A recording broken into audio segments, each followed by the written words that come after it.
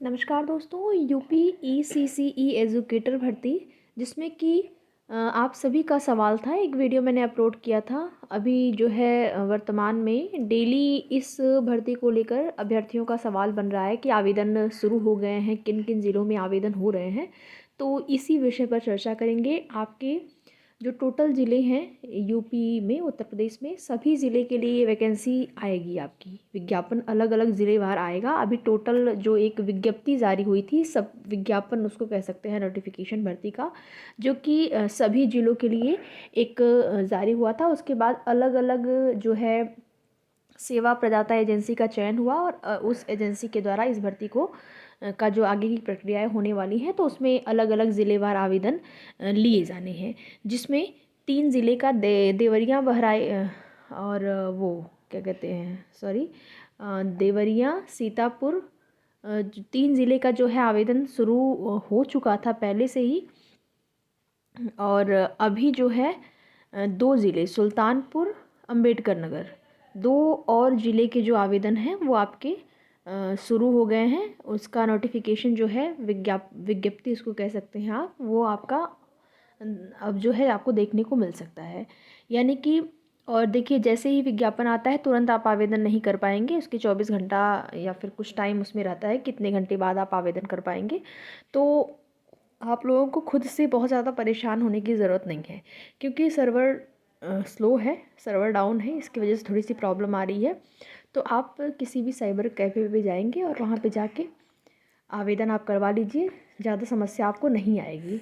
जो भी समस्याएं हैं सर्वर की, थोड़ा सा इस समस्या का सामना सबको करना पड़ रहा है।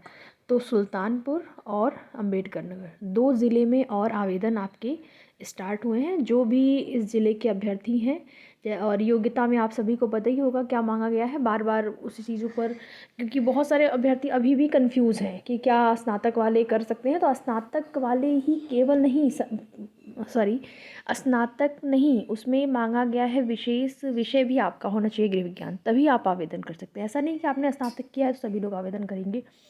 अगर ऐसा कर देते हैं तो फिर वही है, डॉक्यूमेंट वेरिफिकेशन होगा, आप छट जाएंगे, बाहर हो जाएंगे। तो इन सब का क्या मतलब है? इससे अच्छा है कि आप पहले जो आपका विस्तृत विज्ञापन जारी हुआ था उस विज्ञापन को आप अच्छे से पढ़ लीजिए। और विज्ञापन को पढ़ेंगे तो उसमें सारी चीज़ें दी गई हैं कि आपका जो है स्नातक में, बीए में जो है आपका होम साइंस विषय होना चाहिए। तो वो अलग बात है कि अगर 2 ईयर है तब भी आप आवेदन कर सकते हैं। वैसे यहाँ पर ये कहीं नहीं मेंशन किया गया है कि 2 ईयर वाले करेंगे या फिर 3 ईयर है तभी करें।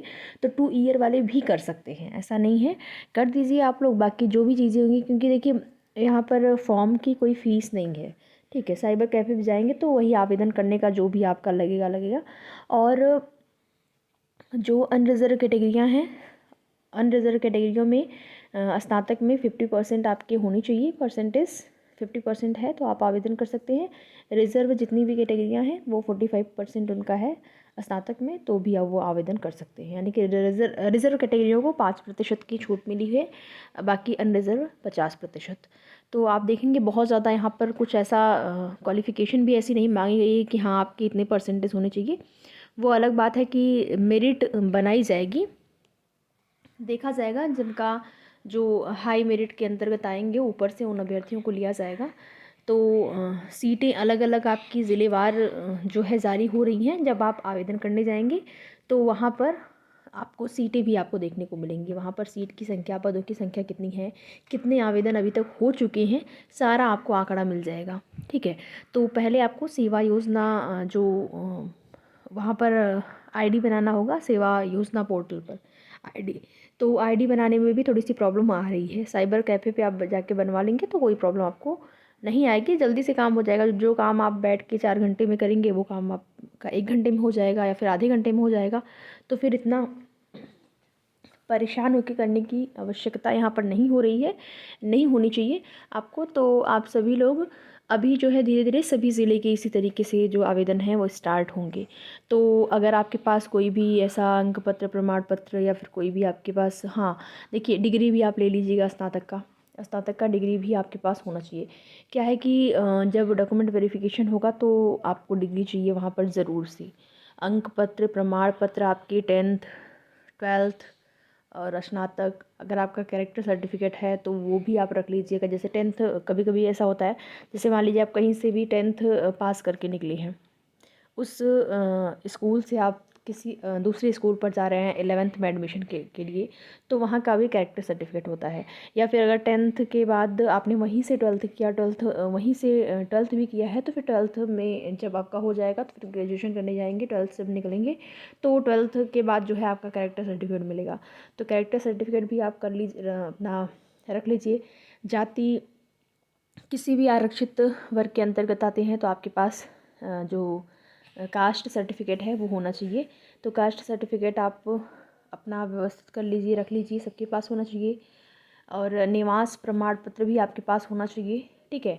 निवासी आप किस राज्य के हैं, और ज़्यादातर यहाँ पर अभ्यर्थी अपने राज्य में ही आवेदन कर रहे हैं, जो उनका राज्य नहीं, अपना ज़िला, ठीक है, ज़िला। तो अपने ज़िले में ही ज़्यादातर अभ्यर्थी आवेदन कर रहे हैं। क्यों कर रहे हैं? क्योंकि बहुत सारे कमेंट अभी आ रहे हैं इस टाइम कि इस ज़िले का कब से आवेदन होगा, या इस ज़िले का, अलग अलग ज़िले से कि कब तक आवेदन होगा।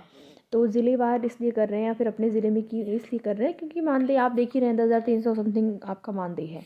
तो यहाँ पर वैसे तो इतने नहीं हैं कि आप दूसरे ज़िले में, अपने ज़िले से दूसरे ज़िले में डेली अप डाउन करेंगे, या फिर पास भी अगर ज़िला है आपका, सटा हुआ ज़िला भी है आपके ज़िले से, तब भी आने जाने में आपका खर्च है, या फिर आप वहाँ पे लेके रहिए, वहाँ पे आप रहिए, अपनी व्यवस्था करिए रहने का।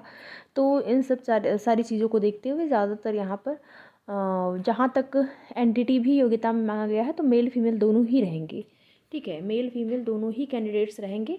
तो आप लोग साइबर पे जाके ऑनलाइन आवेदन अपना जो है करवा लीजिए। बाकी आगे की जो भी सूचना होगी, और भी ज़िलों के जैसे ही स्टार्ट होते हैं आवेदन, तो उसकी सूचना भी आपको दी जाएगी। तो वीडियो में लास्ट तक बने रहने के लिए आप सभी का बहुत बहुत धन्यवाद।